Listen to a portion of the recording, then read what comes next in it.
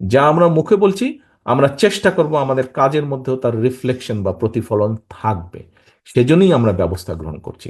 একটি রাজনৈতিক দল হিসাবে, একটি সংগঠন হিসাবে যেটি আমরা সর্বোচ্চ করতে পারি, আমরা সেটিই করছি, সেটি করার চেষ্টাই আমরা করছি, সেটি ইনশাল্লাহ আমরা করব। আমরা যদি আজকে সরকারে থাকতাম, তাহলে আমরা যেটা করতে পারতাম, যারা এসব কাজ করছে দলের সাথে তাদের সম্পর্ক আমরা ছিন্ন করতাম তো অবশ্যই, একই সাথে দেশের আইন অনুযায়ী আমরা তাদের বিরুদ্ধে ব্যবস্থা গ্রহণ করতে পারতাম। কিন্তু সেই অবস্থানে এই মুহূর্তে আমরা নেই, সেই অবস্থানে এই মুহূর্তে আমরা নেই।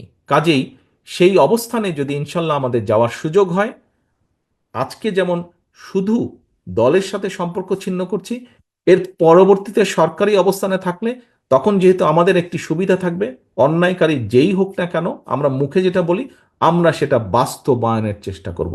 এর কোনো নড়চড় হবে না, এর কোনো নড়চড় হবে না।